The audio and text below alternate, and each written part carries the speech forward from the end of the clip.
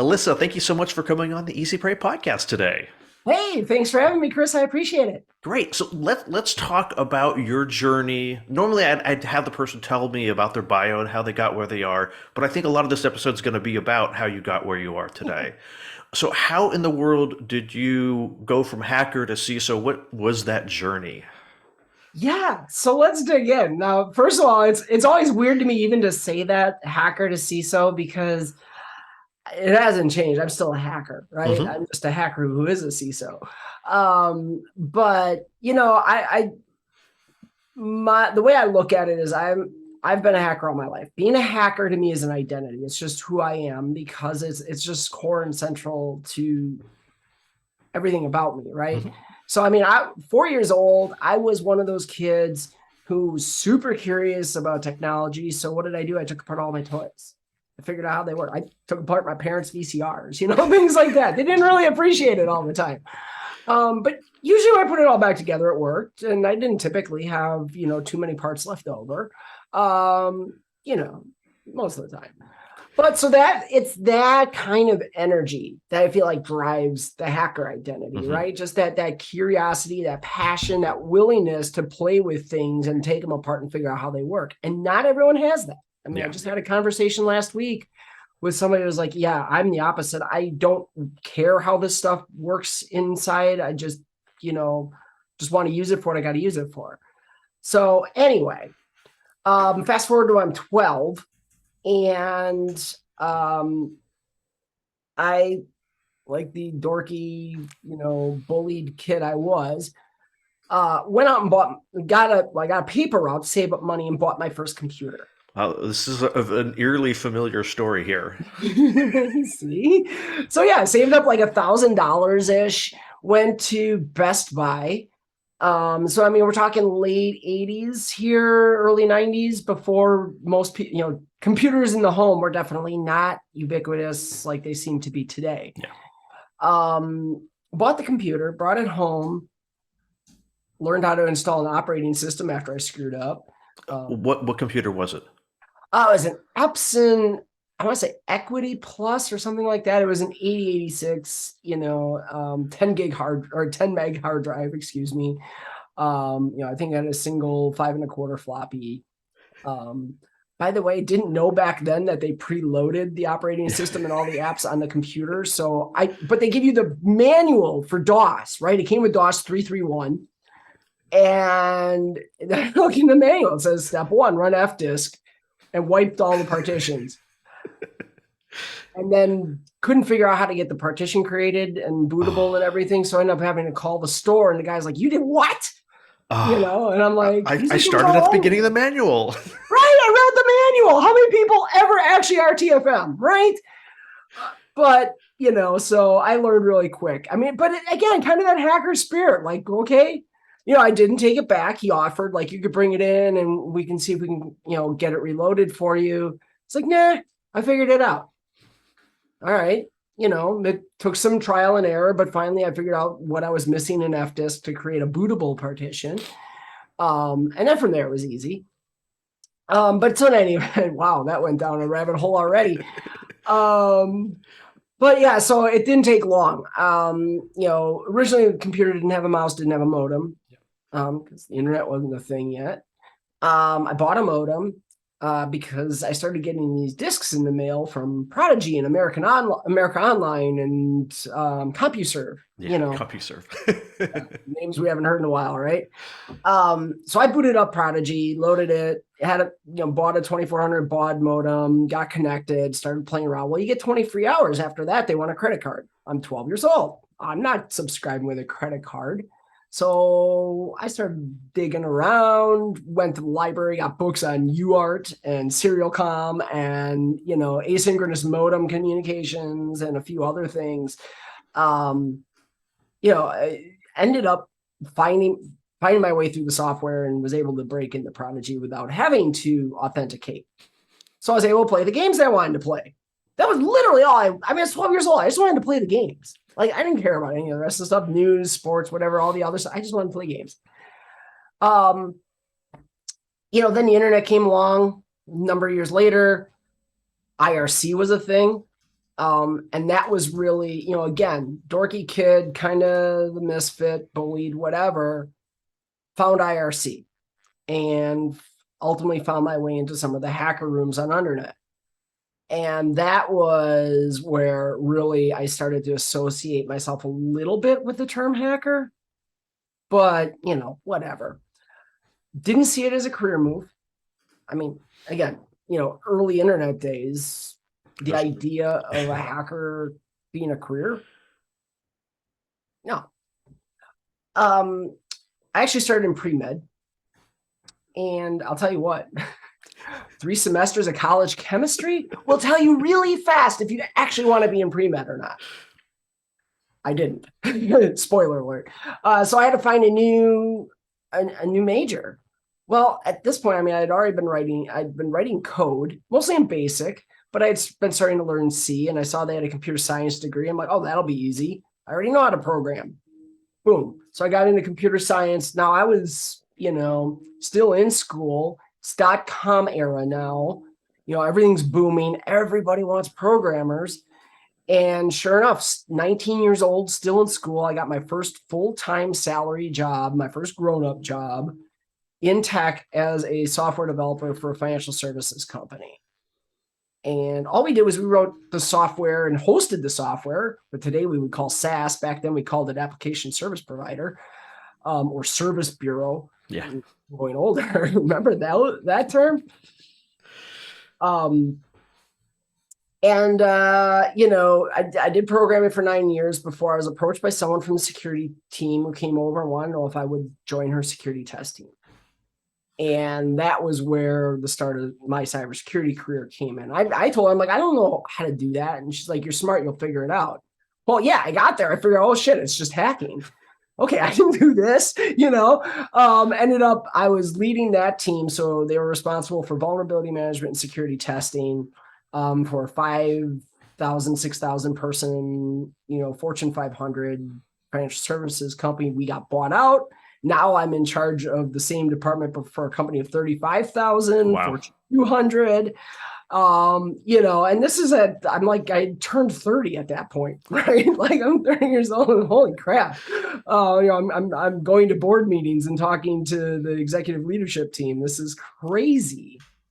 But it prepared me well. So 15 years of that at that company, I wanted to see something else, enough financial services. Let's see what the rest of the world's doing. I got into consulting. And they kind of put me on all their financial services clients mostly. I did some healthcare. Healthcare is important too. Yep. And I mean, other things. We worked with some power companies and, other stuff. K-12, I got involved in that throughout that process too. Started first as in the application security pen testing space and kept growing, kept moving up. And by the last consulting gig that I left, I was leading, well, I shouldn't say it, not the last, but I got to the point where I was leading a security practice that was focused on programs, building programs, right? So now I'm working with CISOs and senior leadership teams who are the sponsors for these projects and doing presentations to their boards. And I stepped through, I spent a little time in the consulting role at a reseller. Then I actually worked for a product company for a little while. That was right at the start of COVID. Was supposed to be a job where I was going to travel internationally, have all this cool, fun stuff. Well, that didn't quite work out. No, it kind of got ruined. But that transition to then I ended up serendipitously, and this happened a lot in my career, right? These weird opportunities would just pop in. Like I can't even count how many jobs I've had where I didn't go looking for the job, it found me. But this was one of those, and it was as a business information security officer for a Wall Street firm. And big Wall Street firm, big historic Wall Street firm, and leading a cybersecurity is essentially a divisional CISO for their for a $4 billion a year revenue division, right? Wow. Which was the minute I got that job, I was looking at it, I'm like, okay, this is my stepping stone. This is the one that's going to get me all the way to CISO. Because like some of us, that was kind of my goal for my career. I love management. I love being in those roles. That's a skill set that I feel like I have. And so sure enough, a lot faster than I thought, I was only in that BSO role for 18 months when, again, serendipitously, this job kind of came looking for me. And it came up through social media colleague and another colleague who was actually the incumbent who was leaving to take on a better role, or not better, but bigger, more responsible role, whatever. Did the thing, went through the whole search process, ended up getting in an offer, and now I work for about a 6,500 person strong, multi-billion dollar a year business, leading cybersecurity as a CISO. So I'm kind of curious about this. I know that in a lot of industries, you kind of see. Let's talk about just a generic sales industry, sales place. You get people that are salespeople. They become good salespeople, and they promote them to manager, and they're an absolutely crappy manager because leading is a fundamentally different skill set than doing. And it strikes me as interesting that kind of that hacking mindset skill set is so fundamentally different than a leadership skill set. How did you kind of make that transition with I like getting in the weeds and taking things apart to I want to lead people? So it's interesting because it almost isn't different, right? It is, but it isn't. And so I want to acknowledge, first of all, that, yeah, I think a lot of times people end up in management positions. And I separate management and leadership just because leadership, you don't have to be a manager to be a leader, Yeah. right? But to be in a true management position, as you noted, is a completely different skill set in the sense that, yeah, you're not going to be typically hands-on in the tech, and you're definitely going to be removing farther and farther the more levels of management you move through. And so, you have to expect that. And what you have to embrace is to understand that, like, look, you're going to be responsible for different things. But see, for me, going back, even when I was a programmer, and I remember this really clearly, I had a manager way, way back, very early days that I was doing that, who called me the translator because we would go into meetings and we had to describe something. And there's more senior people in that room than me, right? There were more senior programmers, but they're all talking, about functions and, whatever, and all this stuff. And I was the one who just always seemed to emerge as the person who could translate it so that our VP understood what the heck we were telling him. Yeah. Right. And so when I got that, it was my manager saw that happening and he started to joke about it that, okay, you're just the translator here. But I think that's a skill set that is required. It's a great skill set to have as an engineer. It's a necessary skill set to have as a manager.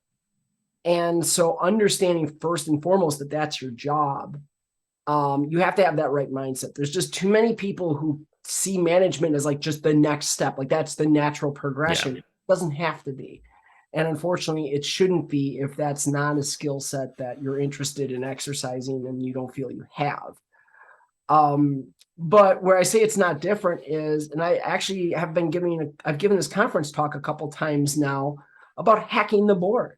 Yeah. Like what I've learned is a lot of the things I do to hack a system are actually the same things in a metaphorical way to what I do when I'm going to go in front of the board. Obviously, you could point to things like social engineering that comes into play there in a very practical sense. But on a higher level, like my goals are the same. I'm looking to establish persistence. I want them to keep bringing me back, right? I need to do reconnaissance on that target, the know your audience thing. Well, I research my boards. I want to know who these people are, where they come from. Because I've had board members ask me, what's a CISO? Right? And you're like, wait, what? Because you just assume everybody knows. Yeah. But then when you look at their background, you see, oh, okay, I can see where you came from. It makes sense to me. That's just something you've never been exposed to. And so it's, I think I've been able, at least, and I'm trying to help others see this, that to look at it through that lens and take some of the lessons from what we do as hackers and just apply that. Like for me, it's about, I wanted to see, my interest in being a CISO is I wanted to see how that stuff worked. Right. I wanted to understand is like there's all those people up there doing this stuff in those ELT meetings and those board meetings. I want to understand how that all works because they're telling me I got to do my job a certain way or I got to, manage my budget in a certain way. I want to understand how that's functioning. So it still comes back to that same core desire to understand the inner workings of something and why it works the way it does, and then figure out how I can make it work different. How does the board tick? How do the board members tick? What are their backgrounds? Why do they view things through a particular lens? Yeah. I mean, that seems to be a common theme with particularly cybersecurity and information security these days, hitting board members that are in their 60s and 70s who 10 years ago, well, maybe 15 years ago, cybersecurity wasn't even a thought for anybody. Right. Well, now you have the SEC who's mandating that board conversations have to include discussion of cybersecurity risks. Like, I love that, but as I also tell people, I think we've been clamoring in cybersecurity as far back as I can remember to get CISOs in the boardroom, right? There are millions of articles I can think of reading all the time about when will we get our place at the table, well, blah, blah, blah. Well, we're getting our place at the table, but unfortunately, I think there's a lot of CISOs out there who just aren't really ready for it. And is that because it's a new, in a sense, it's a new field? Is that you don't have people that have, maybe now we do, but there aren't people that have a lifetime of experience doing information security? I think you have to look at where the people come from. But yeah, that is a big part of it. And we kind of forget that too, that like the CISO as a role, I think is only like 25 or 30 years in existence. Yeah. Right. I mean, we'd have to go back. I think it's close to 30 years now that the first CISO was created. Mm-hmm. And it's, so that is relatively young, very young compared to some of the other traditional positions. I mean, how long have CEOs existed? Yeah. A long, long time. Right. And so, I think that does play into it. I think a lot of the people who end up in CISO positions don't have that exposure. There's also a natural tendency from a lot of organizations to still downplay the CISO. Yeah. As far as, they're kind of looked at as executive junior. I saw a talk a little while back, and I wish I could remember who the person was now. I feel so bad because it was even in his book. But one of the stats he threw up there were the percentage of CISOs who fall into different job categories. So how many were director, senior director, et cetera. And when you get to that SVP level, senior vice president, it was like 4%. And so, and the CISO always reports into another C-level executive. Most often, they're not part of the official executive leadership team, which, we still see that today. So I think that kind of hinders it too, right? There's not as much, how do we, how do you build that knowledge? Right? If you're not being entrusted that way. Is some of it just kind of the security is not a profit center, therefore we don't, as a corporation, we don't think of it in the same we would as like product development or sales or engineering? I mean, we've got CIOs and CTOs who are typically cost centers too. Yeah. I think it's more, I think it's, again, the just relative youth of the role. I think it's that a lot of the people that ended up in these roles typically are technologists and typically aren't prepared to talk to non-technologists about technology. I mean, I see CIOs who have the same problem sometimes too, right? Or CTOs who have that same problem. And that's one of the things I've been trying to change as I sort of talk about this hacking the board idea is understand how to communicate. I've been in those meetings where, a technologist starts talking and they start going into the weeds on some of this stuff and they're using terminology and things that the board doesn't understand. So what are the board members doing? Or what are even if it's the executive committee or the ELT, what are they doing? They're like this. heads down, looking at their phones. Their eyes glaze over as soon as the tech terms come out. Yeah, they get bored quick because they don't understand what's being said. It's meaningless to them, and so I think that's kind of fostered that too. And then there's a little bit of we've just always sort of connected security with technology. Yeah. Right. And that's why you see so many CISOs, myself included, who report into the technology organization. I report to the CIO. That can be problematic in some cases. In my case, thankfully, it's not. I have a very good CIO who is very, who buys into the security message. In fact, sometimes he's more gung-ho about it than I am. And I have to quell that, like, hey, we got to keep the business running too, though. We can't just tell them no. But that's a thing. And so I think that plays into it. But where you see the problems really forming is related to that. And this is where I think I'm hoping businesses are starting to see this, because the discussion is, where should the CISO report to, right? Yeah. Well, if they report to the CIO, there's a chance of some conflict of interest or whatever. That's what people complain about there, and certainly there could be. And I've seen that play out. So then they say, well, into risk, they should report into risk. Well, security is broader than risk management. Yeah. So reporting to the CRO doesn't make any sense, or doesn't make a lot of sense either, because it does include technology and it includes non-technology, and it's way bigger than just managing risk. Well, what about legal? Well, that's got its own nightmares, because legal has very specific focus that, again, can create some conflict, not conflict of interest necessarily, but other conflicts that can sort of tie the hands of the CISO a little bit. So the whole point of this is, what we're starting to see is that the CISO is broad enough in responsibility that there's only one logical place they should be reporting to. It's the same place that the CFO, the CIO, the CLO are all reporting to, and that's the CEO. Yeah. So I hope organizations are starting to see that, and I think that's the progression. We'll get there sooner or later.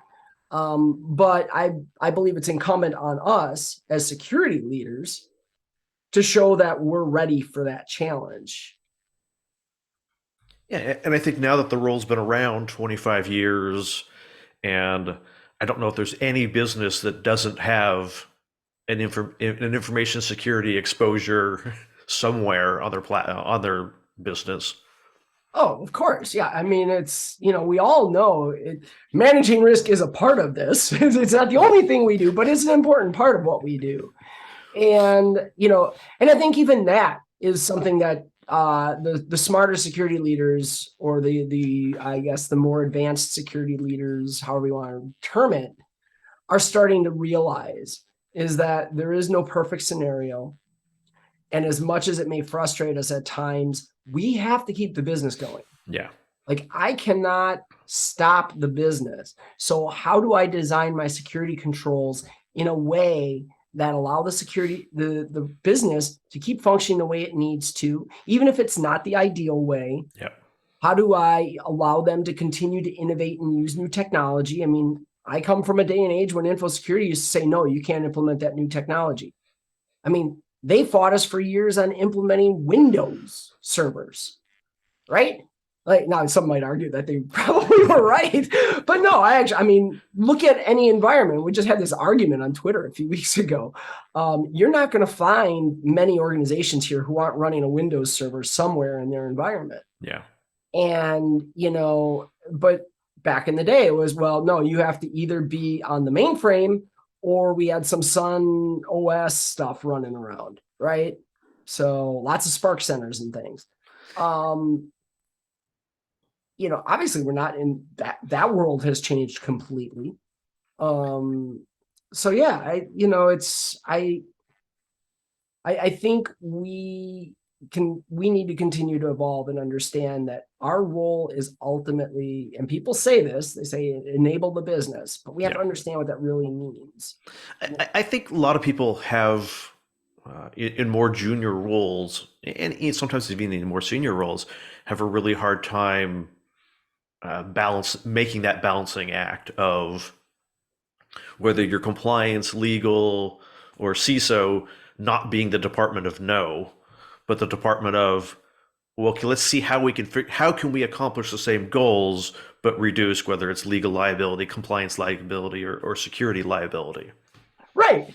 And that's the key, right? It's and I've been trying to think how I've heard this phrased. We're not the department of no. Instead, we replace no with, well, let's see how we can make that happen. Yeah. Something like that, because that's really what we got to be there to do. And what we also have to recognize is that at some point, there's always going to be that threshold where we say, you know what, this creates a very significant security risk for us. I understand your business says you need to do this.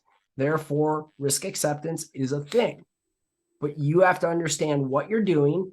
And I, as a security professional, then am looking at, okay, if you're going to put this in your environment and risk accept it and say, the benefit to the business is greater than the risk of a cybersecurity issue here. Well, I'm probably going to look at how do I isolate that, right? Yeah. Okay, you can do your thing. You can have, whatever you want, whatever it is that you're saying functionality is going to require over here, or this technology that doesn't have the right security measures built into it.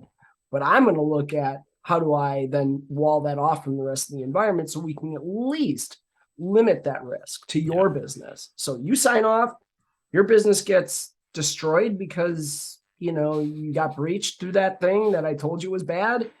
Well, you accepted that risk and you understood it. My job was to make sure you actually understood what the risk was before you just said, yeah, let's accept that. So, do you have a hard time, not so hard time, but as you've grown more in your leadership role, kind of being further and further away from the practical day to day in the weeds, looking at the code and being able to understand what the risks are, in a sense, In or some what the ways, vulnerabilities are? yeah, I mean, in some ways, it is tough, but I still try to stay as active as I can in things that interest me, Hmm. which is actually one of the cool things because it did kind of free me up that now when I've got free time and I want to mess around, I'm digging into stuff that I find interesting. Like, over COVID, I got deep into TensorFlow and deep fakes and started, playing around with FaceApp and a few others to, generate deep fakes. So that was kind of cool. Um, you know, so from that side of it, I still do get my hands in, but it's not necessarily being dictated by what's in my environment and I'm going to Yeah. have to learn. But yeah, you do also have to just accept that you're going to get pulled away from that. And to me, I actually kind of like it, Hmm. because what it allows me to do is look at the bigger picture, which I really like. I get to see how all of those individual pieces come together and I can formulate a strategy and then lay that out in a roadmap and build that. I mean, these all sound to like, especially people who are probably earlier in their career, these probably sound like management buzzwords, which they kind of are, but they are actually necessary, valuable things. And that's another message I try to bring. Like, yeah, some of these things sound really annoying. You hear managers talking, it's kind of manager speak. But there's a reason that manager speak exists Yeah. because these things work. Yeah. So, what do you see as kind of the future risks of security in the internet, and whether it's the intranet or the internet? What do you kind of see coming down the pike as we got to start watching out for this? Like, to me, on the scam space, I think of deep fakes 5 years down the line becoming a real problem, of someone being able to real-time video chat looking like your favorite celebrity, and they think they're in a relationship with his favorite celebrity because of well-crafted real-time deep fakes. I think misinformation in general, I don't know if necessarily deep fakes are going to be the thing. Hmm. But we see it used in a lot of places, right? I mean, that's the core tenet of phishing is the spreading of some level of misinformation on a very micro level. I think macro dissemination misinformation is something we're going to see more and more of, that security is going to get drawn into. Certainly we can talk about what's happened in politics and the level of discourse that's turned into just complete misinformation campaigns. But it's not just in politics, Yeah. right? And one of the things I have started advocating for is that organizations really need to have a part of their incident response plan really needs to be how are we going to respond if it's misinformation? How do you deal with that? How do you handle the crisis comms around that? So it's an edge that doesn't necessarily fit cybersecurity, but it's getting leveraged for the purpose of conducting cybersecurity attacks.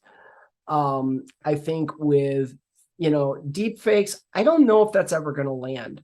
I thought it was a couple years ago. It had some real promise. It looked like it, but I think what happened was we did actually get a lot of awareness out there that they exist. And thankfully a lot of that awareness came because people were creating and disseminating deepfakes that were easy enough to ultimately determine were fake. Yeah. So now that educated the mainstream that, yeah, these things exist. And now we got things like, this person doesn't exist, or, all of those types of things where people in the mainstream are seeing this and they're understanding the capabilities. And what that's done is it's made people more skeptical of the information that they take in. Now, on the flip side, we have some people who, especially when it comes to political discourse, seem to just be willing to believe whatever. But we can talk about propaganda and how that all works another time. So I see that being a thing. I think privacy concerns are going to spill more into the cybersecurity realm as well. We still kind of treat those as like cousins, I guess. There's definitely spillover. We're doing things to try to protect privacy, but I think more on the policy side of it and the practices side of it, that's where we're going to start to see cybersecurity have to be a part of it. A colleague of mine, Amber Welsh, was doing a talk series, I think 3 years ago. She was pointing out the potential for how you can basically in the physical realm DDoS a company by just initiating a bunch of subject access requests under GDPR. Yeah. Because you have all these organizations who are subject to GDPR who have to be able to provide that information when it's requested or delete that information if that's the request. And they don't even know where it is. Yeah. How long does it take them to catalog it, find it all, and respond? So now, do they need gigantic, teams to do that? So I think that, you're going to start to see things like that. I think it's going to evolve a bit where, the attacks, the line between physical and digital just keeps getting blurred more and more and more. Yeah. And so I think that as that continues, you're going to see cybersecurity have to become more aware of some of those things that traditionally we kind of said, yeah, that's technology. That's not technology. That's not us. That's physical security. That's a different department. Yeah, we still do that. And you can argue if that's legit or not, but we do definitely have, those blurring lines too. How do we control access to physical environments? Well, we use a bunch of IT to do it. Yeah. So who's responsible for that? So that kind of leads into education. I'm one of those people who thinks like, why are we not talking to high schoolers and forcing them to take a class, forcing maybe not good choice of words, but requiring them to take a course on how does a 401k work, how does compound interest work, and explaining basic accounting, basic finances to kids in high school. Do you think there's going to be a point where we're going to start seeing almost cybersecurity and privacy being taught at a younger age in terms of this is how you frame how you interact or interface with the world? So the cool thing is it's already happening. I have seen and been involved in at least 2 programs where they are doing exactly that. They are teaching kids how to be safe online, which sounds like such a 90s thing to say. How to be safe online. But no, that's the reality. Like how to deal with this digital world, because it is very different. And so, the kids growing up in it now, it's a little different for Gen Z, right? Like Gen Z is, the all digital generation. I mean, these are the kids who probably never had a, corded phone in their house. Don't Um, even know what a corded phone is, let alone a right. Yeah. rotary What's a phone. landline? Doesn't everybody just have a phone on their hip? Right. And so, I think to that end, it's a case where the problem is the instructional side, right? We have instructors who grew up in that world who are trying to catch up now and understand how to communicate Yeah. to the kids that, okay, here's the risks of your own world, because sometimes they don't understand it. But I have been involved in a couple programs already where they're doing that. And in one case, they asked me to come speak to a class. In another case, they actually asked me to consult on how they were building this out, which I think is incredible. And then you see people in our industry who are creating great material that when I was asked to consult, I say, hey, here, perfect example. Go take a look at what Rachel Toback's putting out there. And she's got some really great materials that kids can understand. She's doing some of this stuff in song, right? And I think that that's really key. So we're starting to see it. I think we're going to see more of it. And I think even that is going to evolve a bit because, again, as Gen Z turns into whatever the next gen is. Oh God, please don't call them next gen kids. I will throw things. It's that I've heard that phrase. I heard that come out of my mouth. I went, no, that can't happen. You didn't create it, so you're not responsible for it. Please God. Whatever we call them. They're going to have a new perspective too, because they're growing up with all of this. Yeah. They're seeing things. Now you've got, Facebook is pushing, well, I can't call them Facebook because they're Meta, and they're pushing this metaverse thing. And this was another conversation, which is why it's fresh in my head. How much have they misplayed their hand on that? But eventually, will that actually be something where people will want to operate in that way? It could be. Yeah. It could be. Or we can have a Ready Player One world. Right. And that's going to be that's a whole new set of challenges that lives there. Right now, it's just, it's helping kids understand just, even from the privacy perspective, understanding we're just now as an industry really understanding the implications of what Facebook, Twitter, Instagram, TikTok, how they market with advertisers, if it's free, you're the product sort of thing. We're still wrapping our hands around that. And so now how do we start educating the kids to understand it? The response for most people right now is abandon it. Don't use social media. That's not a reasonable option for Gen Z. It's not going to be able to. Where are companies moving all of their marketing efforts? Where's everything happening this day?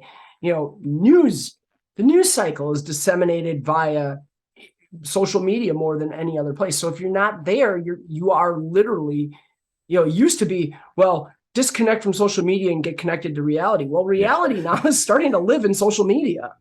So, we have to look at this and embrace it as this is a thing. We can't say no to it. So how do we learn and put the controls in our own lives to protect us to a level that we're comfortable with? And those answers won't even always be the same for every person. Yeah. Do you see the same issue with even like cybersecurity education at the college level? Like by the time someone can write a course to teach on something, is it now, passe is not the right word, but that's just not relevant anymore? Yeah, and that's been the struggle when colleges try to teach to a technology, which this is something that is evolving too. Right now, when I was, I can go back to early in my security career when I was, in that pen testing world, we were talking about it then. Like, well, we need colleges to start teaching cybersecurity in school. But the problem was then there was like this weird balance change where, all of a sudden now schools are teaching it, but business wanted schools to teach it all. Teach them how to use Splunk, teach them how to use, Rapid7 or, Arctic Wolf or whatever, pick whatever technology you want. Well, no. That's on you as the organization. That's got to be your responsibility. What they need to be teaching is what schools have always focused on, which are the concepts. We'll leverage technology that we've got available, but how do we teach conceptually what we're trying to do here. How do you turn your cybersecurity program effectively into a glorified CISSP, right? Yeah. I mean, because you look at the CISSP and all the domains of cybersecurity is very conceptual, and then they get into weird stuff like fire extinguishers, but still like what?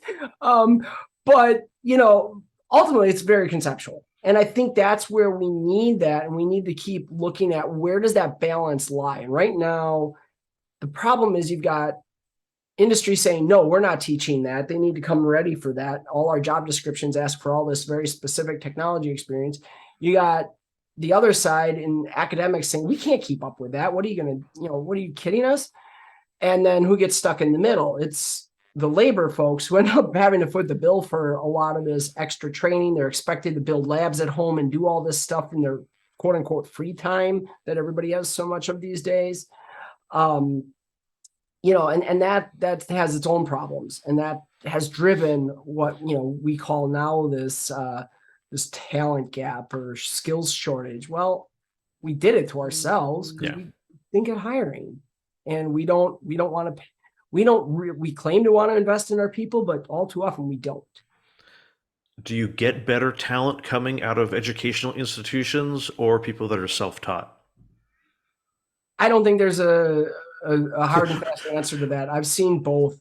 I've seen people come out of like some really impressive graduate programs. I mean, there's graduate programs out there that I've worked with through a previous employer that are doing open source vulnerability research. Mm-hmm. Like they're actually out there discovering open source vulnerabilities and creating CVEs and everything as part of, a graduate research lab. I think that's wonderful, and you get really good people out of that. But yeah, I mean, I've also hired those people. I mean, I hired someone at a previous job who had never worked in tech or cybersecurity ever. Person was had worked at a retailer, and I brought them in. They had done all this self-study, and they were an incredible resource. They've gone on and done amazing things. In fact, I can't believe some of the stuff they're doing right now. So you can find them in both. Mm-hmm. And this is where we kind of return to something that's a little cliche, but how do you focus on people who have kind of the core skills, the core tenets of that curiosity and willingness to dig in and figure out why something is doing what it does.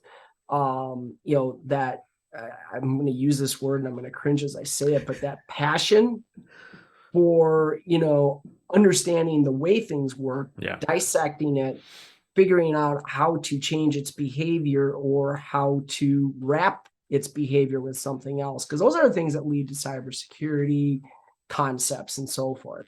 And that's the hard thing, is to teach people how to have that desire to dig in and ask why. Well, yeah, I mean, because part of the struggle we have right now is this is a hot industry, right?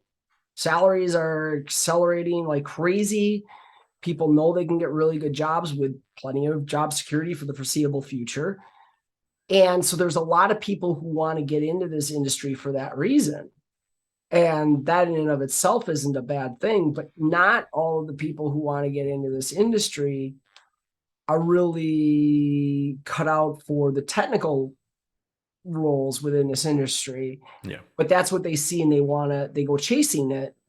Now they have skill sets that could be used elsewhere in the cybersecurity space. Like I feel like cybersecurity's got space for everybody, but the key is how do you connect your skills and your interests and where you have strengths to the things that, to the roles that are going to be right for you. And there's a lot of struggle around that right now. And sometimes it's just because people don't even understand the breadth of what's available as roles in cybersecurity. I suppose in some sense that's a good problem to have, that it is such a wide field that you can find. If someone has some true talent, there's a place that you can plug them in somewhere. It's just a matter of leadership figuring out, well, where can I plug this person in? Yeah, well, and I mean, so here's a shameless plug. I wrote a book on this, legitimately. So the Cybersecurity Career Guide, I published it earlier this year. And this is one of the key facets of that book. is there are actual practical exercises in there to help the job seeker figure out what is it about cybersecurity that I actually enjoy, and how, what skills or knowledge or experience do I have? What are my core skill sets?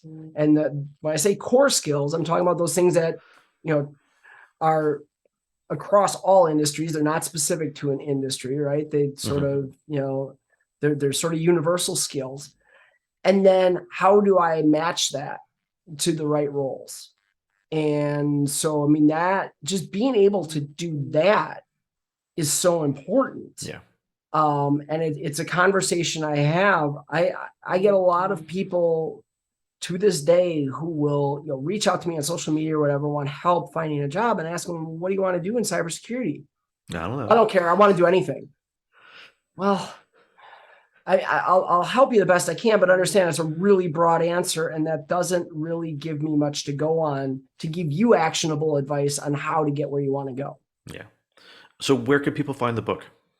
So the book was published through Manning Publications. The easiest way to get it, and actually the cheapest way to get it, is to go direct to Manning. If really easy link for you, Alyssa, ALYSSA, .link, LINK, /book. So alyssa.link/book will take you right to the page where you can order the book directly from the publisher. You can get it in ebook, or you can get it in physical form. You can also get it from, many of your typical resellers, Amazon, Barnes & Noble, Target. I'm trying to think where else I've seen it. It Walmart shows up in more places than I. It's so funny because people tell me, yeah, I bought your book here. I'm like, it's there too, like, wow, cool. I like that. Everywhere good books are sold. Yeah, basic. Yeah, perfect. Yeah. Boy, where fine books are sold. It's almost like it comes from a commercial somewhere. Yeah. Everywhere fine books are sold. So I'll make sure to include that in the show notes. That way people don't have to write it down. They can go to the website and click on it. And if people want to find out more about you, follow you, see what you're up to, where can they find you? So on some of the... Or do you want them to find you? Oh, yes. I'm always... Every conference talk I ever give, I end with, let's continue the conversation. Here's all my social media. @ Alyssa M _infosec. You can find me on Twitter as long as it sticks around. Infosec.exchange on Mastodon, same handle. Alyssa M -infosec on LinkedIn. I will warn you now, I do not spend much time on LinkedIn. Pro tip, the minute you put the word CISO in your job title, your DM spam explodes. Too late. I'm screwed. So I don't spend a lot of time on LinkedIn at this point.